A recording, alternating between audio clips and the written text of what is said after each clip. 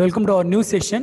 In this session, we are going to discuss about the new lesson in history, Unit 7, Anti-Colonial Movements and Birth of Nationalism.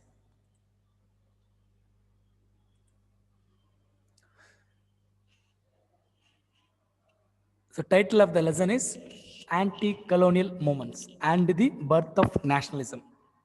Anti-colonial movement. So anti means that's a refusal or resistance against something. So that means colonial is nothing but so weaker nations were colonized by the European powers. So India was colonized or imperialized by British and other European nations. So resisting or revolting against the colonial powers and the imperial powers. So in this lesson completely we are going to discuss about the resistance and revolt and anti-colonization movement which were done by Indian freedom fighters and Indian people. And that led to birth of patriotism and the nationalism among the Indian population or Indian societies. So that's what the lessons which we are going to discuss in this lesson. So in this session, we are going to discuss about introduction of this lesson. And the next is from different forms of anti-colonial movements were started in different parts of the state, different peasant groups, different farmers group, and different leaders. There are different movements were started against the imperial powers in India. So this lesson we are going to discuss about completely the revolt, reform, anti-colonial movements against the British East India Company and British ruling dominations. So straight away we will move into the concepts.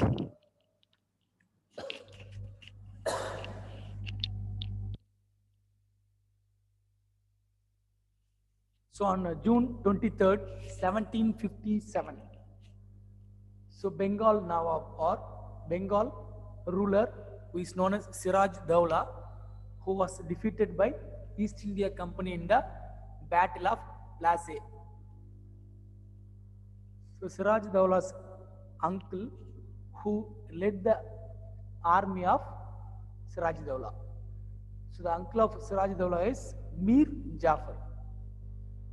So in the Battle of Plassey, British East India Company defeated the Bengal ruler known as Siraj Dowla, and his army was supported and led by his uncle Mir Jafar. So how this battle was defeated or won by the British East India Company is, so some of the moneylenders from Bengal, they supported indirectly to the British East India Company, and this led to the defeat of Siraj Dowla. So why the moneylenders supported to British East India Company means, so due to the Siraj Dowla's policy, economic policy and other policies which he introduced that affected the moneylenders. So that's why the moneylenders indirectly supported British East India Company. So after this Battle of Plassey, so many of the Bengal resources and Bengal was plundered means, so all the resources and other remaining materials and substances which will helpful for their future and industrialization process.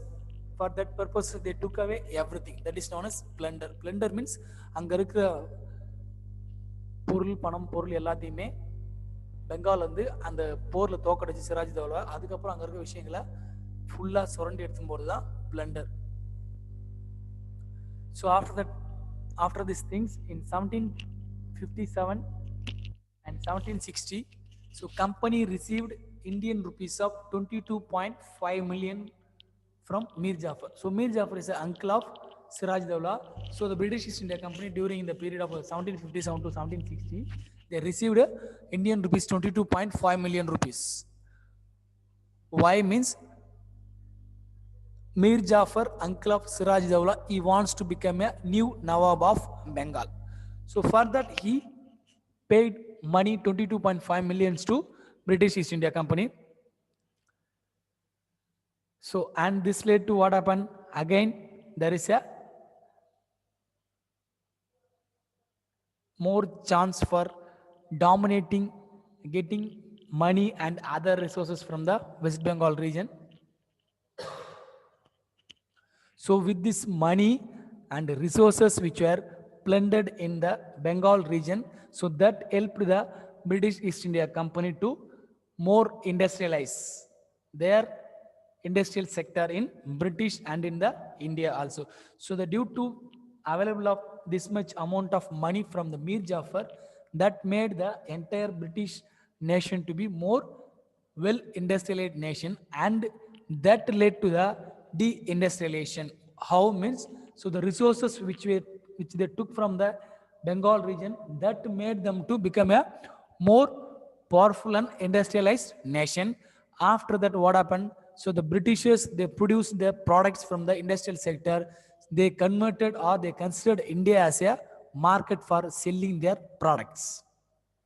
So after this incident, defeat of Siraj Dawla and again defeat of Mir Jafar, all these things led to completely gave chance for the British East India Company to dominate and administer the entire Indian nation. So this is the route which they entered into Indian nation, and this led to the India plundered or under the domination of 190 years.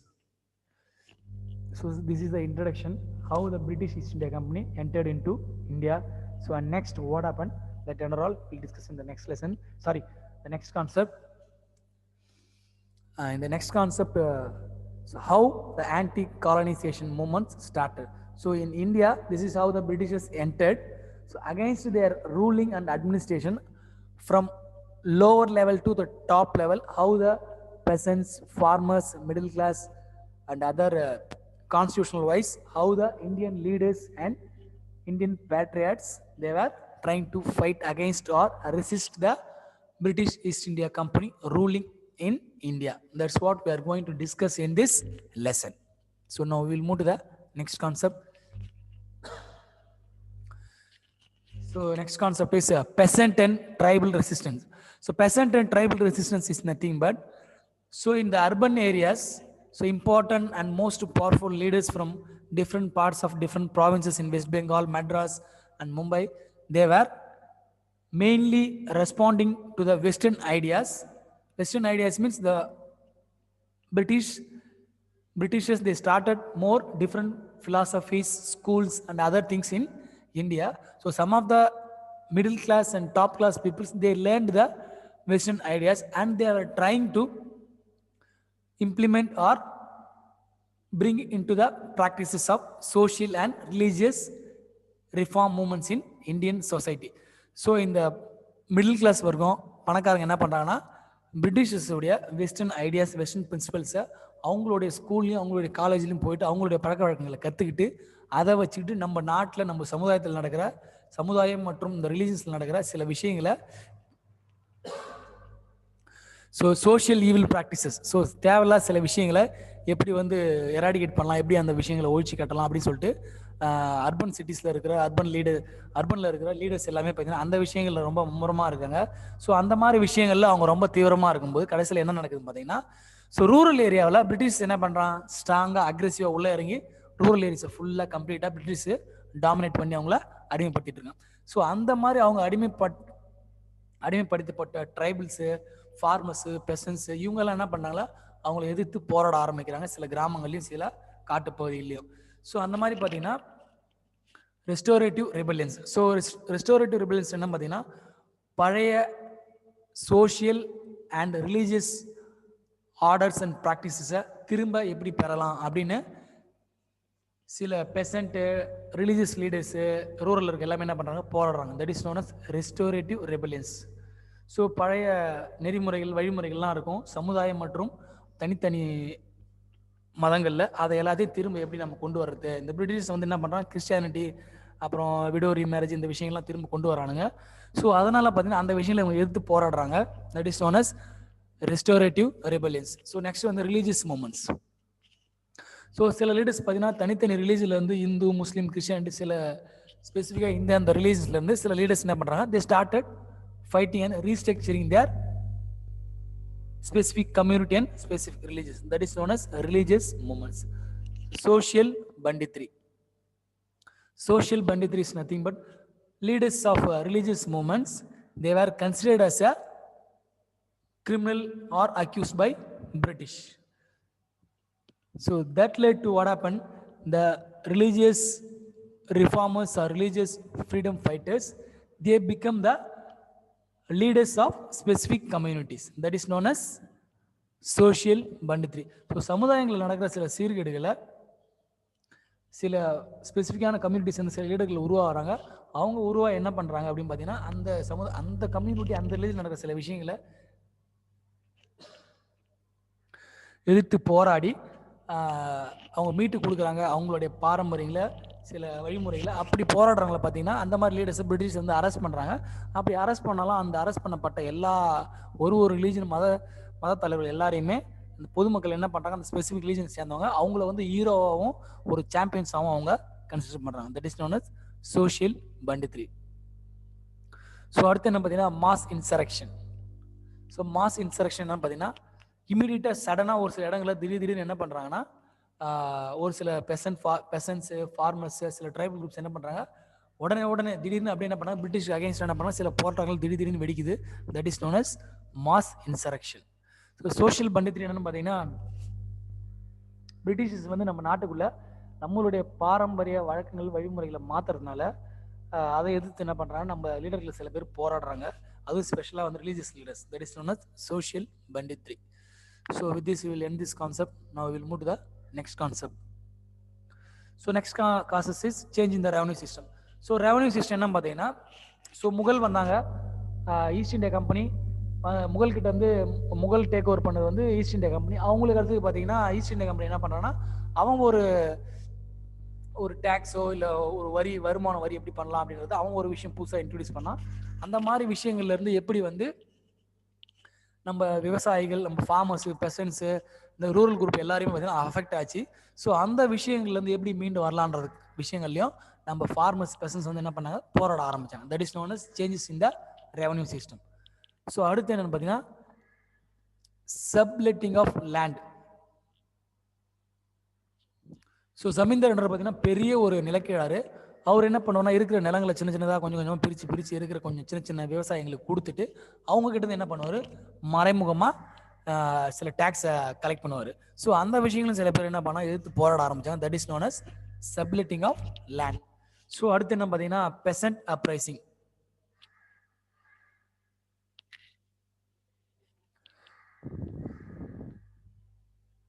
So peasants uprising என்ன பார்த்தீங்கன்னா, so பெசன்ட்ஸ் and farmers என்ன பண்ணுறாங்க, 19th செஞ்சுரியில் பிரிட்டிஷஸ் அகேன்ஸ்டாக இவங்களுடைய நெறிமுறைகள், வழிபாடுகள், principles எல்லாமே பார்த்தீங்கன்னா எல்லாமே ஃபார்மர்ஸ், பெசன்ட்ஸ் அகேன்ஸ்டாக இருக்குது. நிறைய டேக்ஸ் போடுறது, அப்புறம் லேண்டு சப்லெட்டிங் சிஸ்டம், அதுக்கப்புறம் அந்த ரெவன்யூ பர்டன், டேக்ஸ் பர்டன், இது எல்லாத்தையுமே ஒரு முக்கிய காரணமானதுனால என்னாச்சு பார்த்தீங்கன்னா நம்ம நாட்டில் இருக்கிற பெசன்ட்ஸ் எல்லாருமே ஒரு புரட்சியில் இறங்கி ஒரு புரட்சி வெடிக்குது. That is known as peasant uprising. So next concept is Faraizi movement. So Faraizi movement என்ன பார்த்தீங்கன்னா 1818 ஈஸ்ட் பெங்காலில் ஒரு முஸ்லீம் லீடரு ஹாஜி ஷராயதுல்லா அவர் என்ன பண்ண, அவர் தலைமையில் சில முஸ்லீம் ஆதரவாளர்கள் இந்த ஜமீன்தார் சிஸ்டம் அப்புறம் நில பிரச்சனைகளாக தலையிடுறாரு. அவர் தான் பார்த்தீங்கன்னா ஹாஜி ஷராயதுல்லா. 1818 ஈஸ்ட் பெங்காலில் இந்த முஸ்லீம் லீடர் உருவாகி இந்த மாதிரி விஷயங்களை இவர் செய்கிறாங்க ஜமீன்தார்ஸ் பிரிட்டிஷர்ஸ்க்கு அப்படின்னு சொல்லிட்டு போராட்டங்களை சில உருவாக்குறாரு. அந்த போராட்டங்கள்லேருந்து பார்த்தீங்கன்னா இந்த மாதிரி போராட்டங்களை உருவாக்குறாரு சொல்லிட்டு இந்த ஷாரேதுல்லாவை, ஹாஜி ஷாரேதுல்லாவை, இந்த விஷயம் வந்து ஜமீன்தார்ஸுக்கும் பிரிட்டிஷர்ஸுக்கும் சுத்தமாக அவர் பிடிக்காம போகுது. அதனால that led to what happen, peasant அப்ரைசிங்ஸை கண்ட்ரோல் பண்ணலாம் அப்படின்னு சொல்லிட்டு ஒரு முயற்சியில் ஈடுபடுறாங்க. அது காலப்போக்கில் என்ன பார்த்தீங்கன்னா அவர் இறந்துடுறாரு. அவர் இறந்ததுக்கப்புறம் என்ன ஆச்சு, அவருடைய புள்ள தூது மியான். ஸோ என்ன பண்ண, இவருடைய முக்கியமான அவங்க அப்பாவுக்கு அப்புறம் இவரோட முக்கியமான கொள்கை என்ன பார்த்தீங்கன்னா not to pay tax.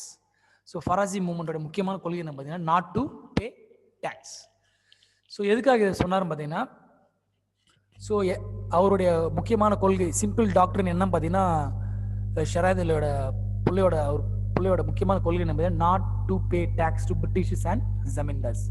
So அவர் என்ன சொல்றாரு பார்த்தீங்கன்னா, ஸோ லேண்டு ஆகப்பட்டது என்ன பார்த்தீங்கன்னா ஈக்குவலாக எல்லாரும் என்ஜாய் பண்ணணும், எல்லாம் யூஸ் பண்ணணும், அதுவும் ரூரல் மக்கள் எல்லாமே யூஸ் பண்ணணும்னு சொல்லிட்டு அவருடைய கோட்பாடாக முன் வச்சுட்டு, யாரும் இந்த நிலம்ன்றது வந்து எல்லாருக்கும் சமமான விஷயம், அது மட்டும் இல்லாமல் அந்த நிலத்தை யூஸ் பண்ணுறது யாரும் டேக்ஸ் பே பண்ண தேவையில்ல அப்படின்னு சொல்லிட்டு அவர் கோட்பாட அவருடைய புரட்சி மூலியமா அதை கொண்டு வராரு. இதனால பார்த்தீங்கன்னா தூது மியான் என்ன பண்றாரு, நிறைய பிரிட்டிஷ்காரங்களுக்கும் பிரிட்டிஷ் கவர்மெண்ட்டுக்கும் அகேன்ஸ்டாகவும் ஜமீன்தார்ஸ்க்கு அகேன்ஸ்டாகவும் நிறைய போராட்டங்களை பண்றாரு. அது மட்டும் இல்லாமல் அவர் ஒரு சில கோட்பாடுகளும் சொல்றாரு. என்ன பார்த்தீங்கன்னா, லேண்ட் வந்து கடலுக்கு சொந்தமானது, அதுக்கு எதுக்கு நம்ம வந்து அதை யூஸ் பண்றதுக்கு பயன்படுத்துறதுக்கு நம்ம ஏன் டேக்ஸ் கொடுக்கணும் அப்படின்னு சொல்லிட்டு ஒரு புரட்சியை உண்டு பண்ணி வெஸ்ட் பெங்கால்ல இந்த பிரச்சனை போயிட்டு இருக்கு.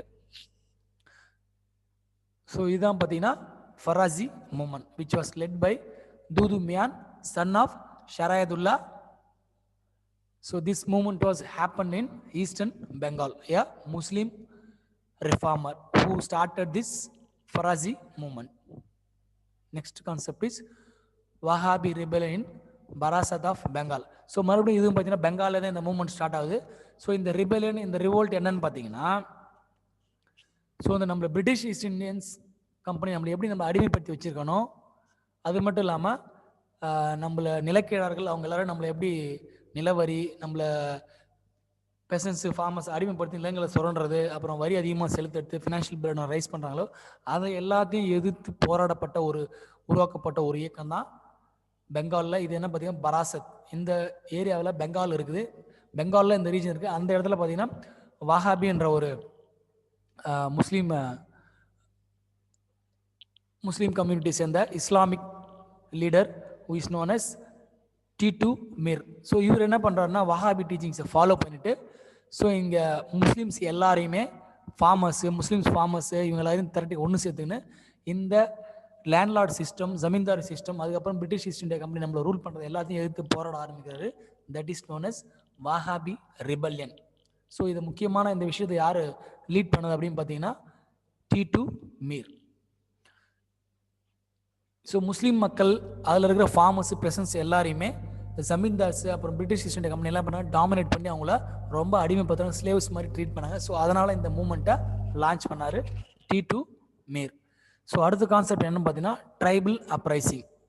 ஸோ ட்ரைபல் அப்ரைசிங் என்னன்னு பார்த்தீங்கன்னா, காட்டில் வாழற சில ட்ரைப் குரூப்ஸ் என்ன பார்த்தீங்கன்னா அவங்களையும் இந்த பிரிட்டிஷர்ஸு சில ஜமீன்தார்ஸ் என்ன பண்ணுறாங்கன்னா காடுங்களையும் என்ன பண்ண கவர்மெண்ட் தான் பிரிட்டிஷ் ஈஸ்ட் இந்தியா கம்பெனி, அவங்க என்ன பண்ணுறாங்கன்னா காடுகளை சொந்தம் உரிமை கொண்டாட ஆரம்பிச்சிட்டாங்க. இந்த பிரிட்டிஷ் ஈஸ்ட் இந்தியா கம்பெனி காட்டில் வாழற காட்டின மக்கள்கிட்டையும் இந்த காட்டை விட்டு வெளியே போங்க, அவங்களோட இனத்தையும் அழிக்கிறதுக்காக இந்த இடம் ஃபுல்லாக கவர்மெண்ட் சொந்தமானது, காடும் கவர்மெண்ட் சொந்தம் சொல்லிட்டு ப்ரொப்பரைட்டரி ரைட் ஓவர் ஃபாரஸ்ட். ஸோ காட்டில் உரிமை கொண்டாடி இந்த பிரிட்டிஷ் ஈஸ்ட் இந்தியா கம்பெனி என்ன பண்ணாங்க, காட்டில் இருக்க ட்ரைபல் குரூப்ஸையும் டிஸ்டர்ப் பண்ணுறாங்க. ஸோ அதனால் பார்த்தீங்கன்னா காட்டில் இருக்க சில ரொம்ப ரேரான ட்ரைபல் குரூப்ஸ், ஆதிவாசி, அதுக்கப்புறம் வேறு சில ட்ரைபல் குரூப்ஸ் என்ன பண்ணுறாங்க, அங்கேருந்து சில இடம் விட்டு வழக்கமாக வாழ இடத்துல இருந்து வேறு இடங்களுக்கு துரத்தி அடிக்கப்படுறாங்க. ஸோ அந்த மாதிரி சில விஷயங்கள் என்ன பார்த்தீங்கன்னா காட்டின மக்களுக்கு இடையில் மிகப்பெரிய ஒரு பிரச்சனையை, ஒரு போராட்டத்தை வெடிக்கிறதுக்கு முக்கிய காரணமாகுது. That is known as tribal uprising.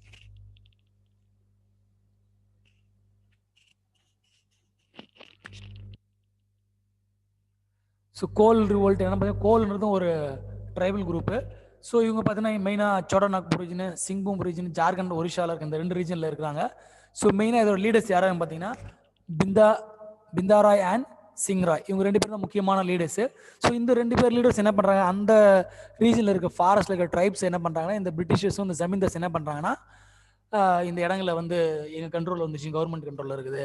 So this forest is comes under the British East India company and under the British East India Company moneylenders were asked to collect the revenue from the tribes. So இதனால என்னாச்சு பார்த்தீங்கன்னா அந்த காட்டின மக்களிடையில் மிகப்பெரிய ஒரு போராட்டம் வெடிக்குது. எங்களுடைய வாழ்விடத்தை நீங்கள் வந்து ஆக்கிரமிப்பு பண்ணுறீங்கன்னு சொல்லிட்டு அவங்க எதிர்த்து போராட ஆரம்பிக்கிறாங்க. That is known as Kol revolt. So அடுத்த கான்செப்ட் என்ன பார்த்தீங்கன்னா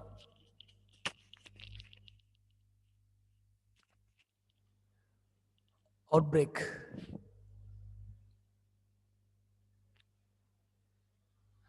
ஸோ 1854 பார்த்தீங்கன்னா இந்த சமூக சீர்கேடுகள், சமூக தேவையில்லாத சில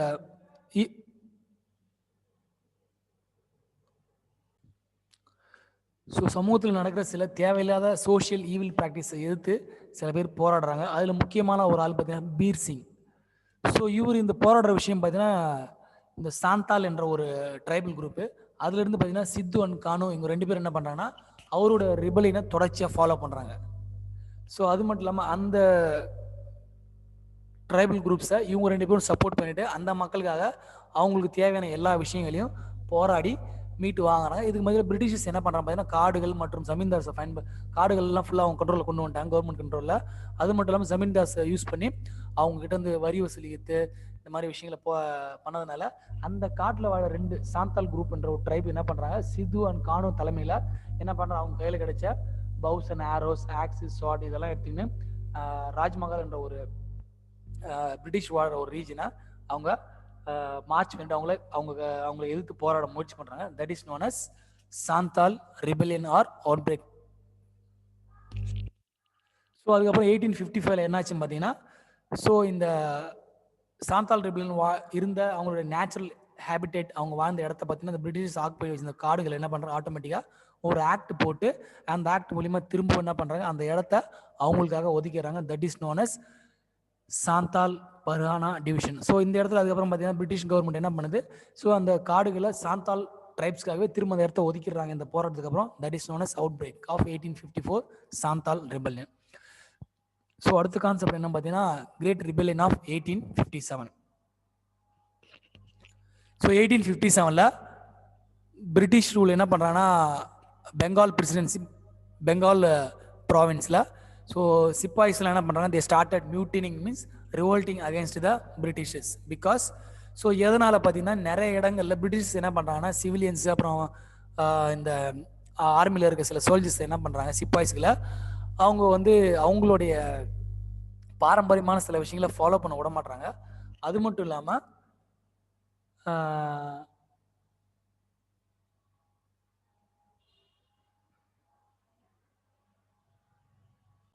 ஸோ மெயினாக இந்த 1857 கிரேட் ரிபெலியன் ஆஃப் 1857 ரிவோல்ட் என்னன்னு பார்த்தீங்கன்னா, ஸோ 1857 பிரிட்டிஷுக்கு எதிர்த்து என்ன பண்ணுறாங்க, சில சிப்பாய்ஸ் அவங்களுடைய பிரிட்டிஷ் ட்ரூப்பில் இருக்க இந்தியன் சிப்பாய்ஸ் என்ன பண்ணுறாங்க, அவங்களை எதிர்த்து போராடுறாங்க. ஸோ அது காலப்போக்கில் என்ன ஆயிடுச்சுன்னு பார்த்தீங்கன்னா சிப்பாய்ஸ் மட்டும் போராடுறது இல்லாமல் அது மட்டும் இல்லாமல் சிவிலியன்ஸ், ஸோ நம்மள மாதிரி நார்மல் சமூகத்தில் இருக்கும் எல்லாரும் அவங்களும் எதிர்த்து பிரிட்டிஷ் போராட ஆரம்பிச்சிட்டாங்க. அது கூட ஸ்பெஷலாக பார்த்தீங்கன்னா பெசன்ஸ், ஃபார்மர்ஸ் ஃபுல்லாகவே இந்த போராட்ட காலத்தில் குதிச்சுட்டாங்க. அதனால பார்த்தீங்கன்னா 1857 ரிவோல்ட் இந்த ரிபெலியன் பார்த்தா மிகவும் ஒரு ஃபேமஸான ஒரு விஷயமா இருந்தது இந்திய வரலாற்றில். ஸோ அது எதனால் நடந்தது பார்த்தீங்கன்னா, யாருமே எதிர்பார்க்காத விஷயத்தில் திடீர்னு 2 சைட்லேருந்து பல சைட்லேருந்து பெசன்ஸு, ஃபார்மர்ஸு, சிவிலியன்ஸு, சிப்பாய்ஸ் இவங்க எல்லாமே பார்த்தீங்கன்னா பிரிட்டிஷ் எடுத்து போராட ஆரம்பிச்சிட்டாங்க. அது மட்டும் இல்லாமல் இது என்ன பார்த்தீங்கன்னா ஒரு பக்கம் பார்த்தீங்கன்னா சோல்ஜர்ஸும் இந்த பிரிட்டிஷ்க்கு எதிராக போராட்டத்தை தொடங்கிட்டாங்க. அது கூடவே பார்த்தீங்கன்னா சிவிலியன்ஸும் அவங்க சப்போர்ட் பண்ணுறாங்க. ஸோ அதனால் பார்த்தீங்கன்னா இந்த 3 காரணத்தினால இந்த 1857 ரிவோல்ட் மிகவும் ரொம்ப ஃபேமஸான ஒரு ரிவோல்ட் இந்தியன் வரலாறுல, தி கிரேட் ரிபெலியன் ஆஃப் 1857. ஸோ என்னென்ன காரணத்தினால இந்த 1857 ரிவோல்ட் ஸ்டார்ட் ஆச்சு அப்படின்றத நம்ம பார்க்கலாம். ஸோ மெயினாக பார்த்தீங்கன்னா இந்த year 1840s and 1850s so நிறைய டெரிட்டரிஸை நிறையா பாலிசிஸ் போட்டு பிரிட்டிஷ் ஈஸ்ட் இந்தியா கம்பெனி என்ன பண்ணாங்கன்னா சேஞ்ச் பண்ணாங்க. ஸோ ஃபர்ஸ்ட் பாலிசி என்னன்னு பார்த்தீங்கன்னா டாக்ட்ரின் ஆஃப் பேரமௌன்சி. ஸோ என்னன்னு பார்த்தீங்கன்னா ஏதாவது ஒரு ரீஜனு, ஏதாவது ஒரு கிங்டமோ, ஏதாவது ஒரு சின்ன டைனாசிட்டி, ஏதாவது ஒரு ரூலர் இருந்தாங்கன்னா ஸோ அந்த இடங்களில் இவங்களுடைய முக்கியமான பவர், நாங்கள் தான் மிகவும் பவரான ஆள், நாங்கள் புது டெரிட்டரிஸ் என்ன பண்ணாங்க ஆக்குபை பண்ணி டாமினேட் பண்ணாங்க பிரிட்டிஷர்ஸு. ஸோ இந்த ஒரு காரணமும் பார்த்தீங்கன்னா இந்த கிரேட் ரிபெலியன் ஆஃப் 1857 வெடிக்கிறதுக்கு ஒரு முக்கியமான காரணம் வந்து. அதுக்கு அடுத்த ரீசன் என்ன பார்த்தீங்கன்னா doctrine of lapse. So doctrine of lapse என்னன்னு பார்த்தீங்கன்னா ஒரு நேட்டிவ் ரூலர் இருப்பான், அவனுக்கு யாராவது அடுத்த வாரிசு யாராக இல்லாமல் போயிட்டாங்க, அடுத்த தலைமுறையில் யாராக இல்லாமல் போயிட்டா ஆட்டோமேட்டிக்காக அந்த ஒரு கிங்டமும் அந்த ஒரு ரூலருடைய ஒட்டுமொத்த ரீஜனும் பார்த்தீங்கன்னா பிரிட்டிஷ் கண்ட்ரோலில் வந்துடணும் அப்படின்னு சொல்லிட்டு பண்ணாங்க. ஸோ பிரிட்டிஷ் இந்த மாதிரியே பண்ணிட்டு இருக்க காரணத்தினால பார்த்தீங்கன்னா பொதுமக்கள் இடையிலையும் அப்புறம் பிரிட்டிஷ் ஆர்மியில் ஒர்க் பண்ண இந்தியன் சிப்பாய்ஸ் என்ன பண்ணாங்க, பெசன்ஸுக்கு கூடவே என்ன பண்ணாங்க, எல்லாம் எதிர்த்து போராட ஆரம்பிச்சாங்க. That is known as one of the important causes for the great rebellion of 1857. So annexation policy of British என்னது, நம்ம நாட்டுக்குள்ள இருந்து இருக்கிற ஒரு ரீஜன்ஸாக ஒரு ப்ராவின்ஸாக என்ன பண்ணாங்க ஆக்குபை பண்ணுறானுங்க. அடுத்த வாரிசு இல்லாமல் போனால் அந்த ரீஜனும் பார்த்தீங்கன்னா பிரிட்டிஷ் கண்ட்ரோலில் வந்துடணும் அப்படின்னு சொல்லிட்டு நிறைய விஷயங்களை பண்ண ஆரம்பிச்சு. அதுவும் பார்த்தீங்கன்னா ஒரு முக்கிய காரணமாக இருந்தது. அதுக்கடுத்த ரீசன் என்னன்னு பார்த்தீங்கன்னா insensitivity to Indian cultural sentiments. So insensitivity அப்படின்னு பார்த்தீங்கன்னா வேலூர். ஸோ வேலூர் மியூட்டினி என்னன்னு பார்த்தீங்கன்னா வேலூரில் பார்த்தீங்கன்னா 1806 சிப்பாய்ஸ் வந்து பிரிட்டிஷ் அகேன்ஸ்டாக எதிர்த்து போராட ஆரம்பித்தா. மெயின் ரீசன் என்ன பார்த்தீங்கன்னா சில பேரை வந்து நம்ம இந்திய கலாச்சாரப்படி so Indian soldiers should not use their caps or they should not use their wearing religious mark. So நம்ம விபூதி பட்டைங்கள்லாம் போட்டு சில சோல்ஜர்ஸ் இருந்திருக்காங்க ஆர்மியில். ஸோ அந்த மாதிரி யூஸ் பண்ணக்கூடாது. அப்புறம் சில பேர் தாடி மீசிகள் இதெல்லாம் வச்சுருந்ததுனால, அப்புறம் கேப்லாம் போட்டிருந்தனால இதெல்லாம் நீங்கள் பயன்படுத்தக்கூடாது அப்படின்னு சொல்லிட்டு, இதுவே நம்மளுடைய கலாச்சார பாரம்பரியங்கள் அவங்க அழிக்க நினைச்சதுனால நம்ம சிப்பாய்ஸ் என்ன பண்ணாங்கன்னா அந்த விஷயங்களை எதிர்த்து போராட ஆரம்பித்தாங்க. ஸோ அது மட்டும் இல்லாமல் இந்த வேலூர், அதுக்கப்புறம் இல்லாமல் பரக்பூர், கல்கட்டா, மற்ற பர்மா, மற்ற எல்லா இடங்கள்லையும் நம்ம சோல்ஜர்ஸ் எங்கெல்லாம் ஒர்க் பண்ணாங்களோ இந்த இன்சிடென்ட்டை கேள்விப்பட்டு என்ன பண்ணால் எல்லாருமே எதிர்த்து பிரிட்டிஷ் எதிர்த்து போராட ஆரம்பித்தாங்க. இது ஒரு second causes for the great rebellion. So அடுத்து என்ன பார்த்தீங்கன்னா ரிவோல்ட். ஸோ ரிவோல்ட் என்னென்னு பார்த்தீங்கன்னா இந்த ரிவோல்ட் முக்கியமாக என்னென்னு பார்த்தீங்கன்னா ஸோ இந்த 1857 ரிவோல்ட் வெஸ்ட் பெங்காலில் நடந்தது என்ன எதனால பார்த்தீங்கன்னா அங்கே இருக்கிற சிப்பாய்ஸ் பார்த்தீங்கன்னா சில பேர் வந்து முஸ்லீம்ஸு, கிறிஸ்டியன்ஸு, இந்துஸ் இருப்பாங்க. ஸோ சில பேரை பார்த்தீங்கன்னா என்ன பண்ணாங்கன்னா பிக்கோடைய ஃபேட்டு, அதுக்கப்புறம் கவ்வோடைய ஃபேட்டு யூஸ் பண்ணிவிட்டு ஒரு கேட்ரிட்ஜ் புல்லட் இருக்கும், அந்த புல்லட்டை வாயில் கடிச்சு எடுத்து அதை லோட் பண்ணணும் கன்னில் அப்படின்னு சொன்ன அந்த விஷயம் என்ன பண்ணுச்சுன்னா இந்தியன் சிப்பாய்ஸ் எல்லாருக்கும் மத்தியில் ஒரு மிகப்பெரிய ஒரு சர்ச்சையை கிளப்பிடுச்சு. ஸோ அதனால் பார்த்தீங்கன்னா மங்கள் பாண்டே என்ற இந்தியன் சிப்பாய் அவர் ட்ரூப்பில் வந்து எல்லாருமே என்ன பண்ணுறோன்னா ஒரு பிரிட்டிஷ் ஆஃபீஸராக அடிச்சிடுறாங்க. அதனை அடிச்சுட்ட ஒரு பிறகு என்ன பண்ணுறாங்கன்னா அங்கேருந்து அடுத்த சோல்ஜர் அந்த யூரோப்பியன் ஆஃபீஸர் ஆர்டர் போடுறான் அவர் அரெஸ்ட் பண்ண சொல்லி. அதை செய்யாமல் போகிறதுனால அங்கே இருக்கிற ஒட்டுமொத்த சோல்ஜர்ஸு, சிப்பாய்ஸ் எல்லாருமே என்ன பண்ணுறாங்கன்னா பிரிட்டிஷ் ஈஸ்ட் இந்தியா கம்பெனியோட என்டையர் அட்மினிஸ்ட்ரேஷன் எதிர்த்து போராடுறாங்க. அது மட்டும் இல்லாமல் உடனே இமீடியட்டாக என்ன பண்ணுறாங்கன்னா மங்கள் பாண்டே அவர் தானே என்ன பண்ண அந்த பிரிட்டிஷ் யூரோப்பியன் ஆஃபீஸரை அட்டாக் பண்ணார், அடித்தார். அதனால் என்ன பண்ணுறாங்க அவரை இமீடியட்டாக என்ன பண்ணுறாங்க அவரை தூக்கில் போட்டு சாவடிச்சிடுறாங்க. ஸோ இந்த மாதிரி இந்த இன்சிடென்ட் வெஸ்ட் பெங்கால் நடந்த இந்த விஷயம் எல்லா இடங்கள்லையும் எல்லா ஸ்டேட்டுகள்லையும் கொஞ்சம் கொஞ்சமாக ஸ்ப்ரெட் ஆகி ஒட்டுமொத்தமாக சிவிலியன்ஸு, பெசன்ஸு, ஃபார்மர்ஸு, சிப்பாய்ஸு, சோல்ஜர்ஸ் எல்லாருமே என்ன பண்ணால் போராட ஆரம்பிச்சிட்டாங்க. ஸோ அதனால் பார்த்தீங்கன்னா இது ஒரு முக்கியமான ரீசனு. இந்த 1857 ரிவோல்ட் நடக்குது தான் ஒரு முக்கியமான ரீசனு. அடுத்தது என்ன பார்த்தீங்கன்னா பகதூர் ஷா. ஸோ பகதூர் ஷான்ற ஒரு முக்கியமான ஒரு ரூலரை நம்ம ஆளுங்க இந்தியன்ஸ் எல்லாமே சேர்ந்து என்ன பண்ணுறாங்கன்னா டெல்லிக்கு மார்ச் பண்ணி இவரை வந்து நாங்கள் லீடராக டிசைட் பண்ணி எங்களுக்கு நீங்கள் தலைமை தாங்க லீடராக நம்ம பிரிட்டிஷர் எடுத்து போராடலாம் சொல்லிட்டு அவரை திரட்டின்னு போனாங்க. அதுவும் பார்த்தீங்கன்னா இந்த 1857 நடக்குது ஒரு முக்கியமான ஒரு ரீசன். ஸோ அடுத்து என்ன பார்த்தீங்கன்னா civil rebellion. So civil rebellion என்னென்னு பார்த்தீங்கன்னா ஃபஸ்ட்டு எப்படி இந்த சிப்பாய்ஸு, பெசன்ஸு, ஃபார்மர்ஸ் போராடினாங்களோ அதுக்கடுத்து ஒரு பக்கம் பார்த்தீங்கன்னா ஜமீன்தார்ஸு, தாலுக்தார்ஸ்லாம் இருக்குல்ல. ஸோ முக்கியமான ஐரஃபில்ஸ் எல்லாமே என்ன பண்ணாங்க பிரிட்டிஷ் சப்போர்ட் பண்ணிட்டு இருந்தாங்க ஒரு சில ப்ராவின்ஸில். ஸோ அவங்களும் என்ன பார்த்தீங்கன்னா கடைசியில் பிரிட்டிஷ் என்ன பண்ணால் அவங்களையும் கட்டுப்படுத்தி அவங்க கீழே கொண்டு வந்துட்டாங்க பிரிட்டிஷர்ஸ் கீழே. ஸோ அதனால் பார்த்தீங்கன்னா ஜமீன்தார்ஸு, தாலுக்தார்ஸ் எல்லாருமே என்ன பண்ணிட்டாங்க அவங்களும் இந்த பிரிட்டிஷ் அகேன்ஸ்டாக போராட ஆரம்பிச்சிட்டாங்க. That is known as civil rebellion.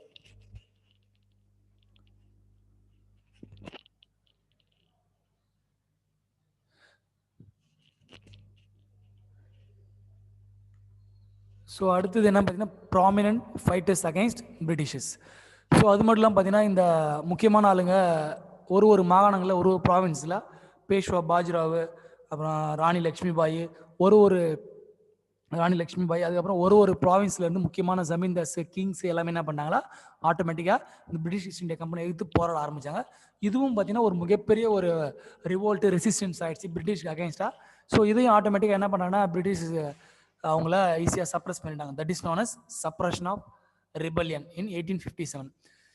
So British உடனே இமீடியட்டாக என்ன பண்ணனா உடனே ஒரு மார்ஷல் லாவை ஃபோர்ஸ் பண்ணால் என்னென்னா எல்லாரையும் அடித்து கொடுமைப்படுத்தி எப்படியோ கண்ட்ரோல் பண்ண சொல்லிட்டு ஒரு ஆக்டை ஒரு லாவை போட்டு அந்த ரிவோல்ட்டை யாரெல்லாம் ஸ்டார்ட் பண்ணாங்களோ அவங்கள எல்லாரையும் அடித்து உதச்சி தூக்கில் போட்டாங்க, சாவடிச்சு உடனே இமீடியட்டாக அவங்கள என்ன பண்ணிட்டானுங்க அவங்க எல்லாரையும் கண்ட்ரோலுக்குள்ள கொண்டு வந்துட்டாங்க. ஸோ அதனால் பார்த்தீங்கன்னா 1857 ரிவோல்ட் வந்து ஒரு மறக்க முடியாத ஒரு புரட்சி இந்தியா வரலாறுல அப்படி இன்னைக்கு வரைக்கும் பேசப்படுது.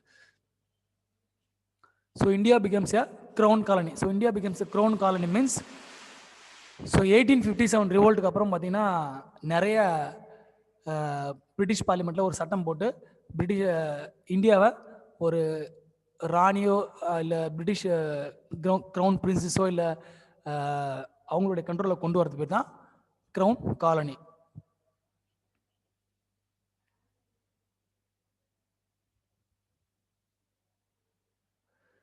ஸோ நெக்ஸ்ட் நம்ம பார்த்தீங்கன்னா changes in the administration. So changes இந்த அட்மினிஸ்ட்ரேஷன் என்ன பார்த்தீங்கன்னா, ஸோ பிரிட்டிஷோடைய பாலிசிஸ் அவங்களுடைய முக்கியமான விஷயங்கள் 1857 அப்புறம் எப்படி நம்ம எல்லாத்தையும் நம்ம கண்ட்ரோல் பண்ணலாம். ஸோ அது மட்டும் இல்லாமல் பிரிட்டிஷ் அவங்களுடைய பார்லிமெண்ட் என்ன பார்த்தீங்கன்னா, இந்தியாவுடைய சில பாரம்பரியம் ட்ரெடிஷனல் அண்ட் ரிலீஜியஸ் விஷயங்களில் தலையிடக்கூடாது அப்படின்னு சொல்லிட்டு அவங்களுடைய அட்மினிஸ்ட்ரேஷன் ஸ்டைலையும் அவங்க கண்டிப்பாக மாற்றிட்டாங்க. அது மட்டும் இல்லாமல் சில முக்கியமான ரேங்க்ஸ் அண்ட் பொசிஷன்ஸ் எல்லாரையும் இந்தியன் ஆளுக்கு கொடுத்து வச்சுருந்தாங்க. முக்கியமான பதவி ஆஃபீஸஸ் எல்லாமே கொடுத்து வச்சாங்க. அதை என்ன பண்ணிட்டாங்க, அவங்களுடைய பார்லிமெண்ட்டில் சட்டம் போட்டு எல்லாரையும் கீழே இறக்கிட்டாங்க. ஸோ இது எல்லாமே பார்த்தீங்கன்னா பிரிட்டிஷர்ஸுடைய அட்மினிஸ்ட்ரேஷன் சேஞ்சஸ் 1857 ரிவோல்ட்டுக்கு அப்புறம் நடந்து. அது மட்டும் இல்லாமல் வெஸ்ட் பெங்காலில் முஸ்லீம்ஸுக்கு இந்துஸ்க்கும் பிரச்சனை உண்டு பண்ணி ரிலீஜனு லிங்குவிஸ்டிக் லாங்குவேஜ் ரீஜன் மூலிமா பிரச்சனை உண்டு பண்ணி அங்கேயே டிவைட் அண்ட் ரூல் பாலிசின்ற ஒரு கான்செப்ட் உண்டு பண்ணி அவங்களுடைய அட்மினிஸ்ட்ரேட்டிவ் டாக்டிக்ஸை அந்த இடத்துல உண்டு பண்ணி பிரச்சனை உண்டு பண்ணிட்டாங்க. So with this we will end this session. Remaining things we will see in the next session. Thank you.